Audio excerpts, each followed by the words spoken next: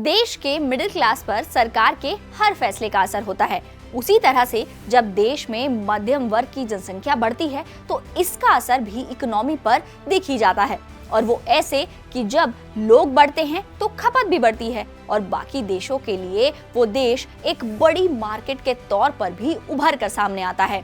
अब ऐसे ही एक रिपोर्ट भी सामने आई है। बुधवार को भारत की उपभोक्ता अर्थव्यवस्था और नागरिक हालात से जुड़ी एक नॉन प्रॉफिट ऑर्गेनाइजेशन प्राइस ने एक रिपोर्ट जारी की है, जिसके मुताबिक भारत में अगले 2.5 दशक में मिडिल क्लास का आकार 2 गुना होने की उम्मीद है। इस रिपोर्ट के अनुसार अगर भारत की आर्थिक वृद्धि दर अगले 2.5 दशक के दौरान 6 से 7% के बीच बनी रही तो देश में मिडिल क्लास का साइज 2020-21 के 31% से बढ़कर 2046-47 तक 61% तक पहुंच जाएगा। इस रिपोर्ट का नाम the rise of India's middle class है। प्राइस ने पूरे देश में सर्वे करके इसे तैयार किया है। ये देश के 25 राज्यों के 40,000 परिवारों के रिस्पॉन्स पर बेस्ड है। रिपोर्ट के हिसाब से कुल आबादी में मिडिल क्लास की आबादी 2030-31 तक 47% बढ़कर 715 मिलियन तक पहुंचने की उम्मीद है, जबकि 2047 तक कुल आबादी 1.66 बिलियन और इसमें मिडिल क्लास का हिस्सा 1.2 बिलियन होने की उम्मीद है। वहीं साल 2020-21 में देश की कुल आबादी में मध्य वर्ग का हिस्सा 43.2 मिलियन था। वैसे तो ये कोई नहीं जानता कि मिडिल क्लास में कौन कौन आता है, लेकिन प्राइस ने 2020-21 की कीमतों के आधार पर सालाना 1.9 लाख से 6.46 लाख रुपए कमाने वाले लोगों को भारतीय मध्यम वर्ग में रखा है। इसके अलावा जिस परिवार की आय सालाना 5 लाख रुपए से 30 लाख रुपए तक है, उसे भी इसी कैटेगरी में रखा गया है। वहीं अगर नीति आयोग के former chief executive officer Amitabh Kant की बात माने तो उनका ये कहना है कि जैसे जैसे मिडिल क्लास की आबादी बढ़ेगी वैसे ही quality health care, education, housing और कंज्यूमर गुड्स की डिमांड में भी इजाफा देखने को मिलेगा। इसके साथ ही उनका ये भी कहना है कि सरकार को एजुकेशन और हेल्थ के साथ साथ नौकरियां बढ़ाने पर भी फोकस बढ़ाने की जरूरत है। और अगर 2047 तक भारत को एक विकसित देश बनना है तो उसमें मिडिल क्लास एक अहम भूमिका निभाएगा।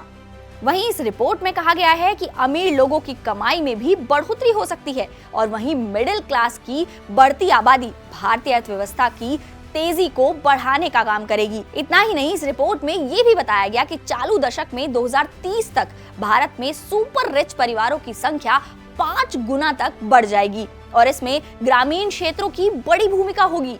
इस रिपोर्ट के अनुसार सालाना 2 करोड़ रुपए से ज्यादा कमाने वाले परिवारों की संख्या 2016 में 1.6 मिलियन से बढ़कर 2021 तक 1.8 मिलियन हो गई।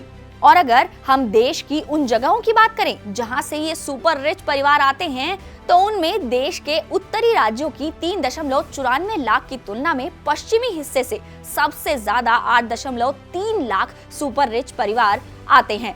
इस रिपोर्ट के अनुसार महाराष्ट्र इस मामले में 6.48 लाख सुपर रिच परिवारों के साथ टॉप पर है।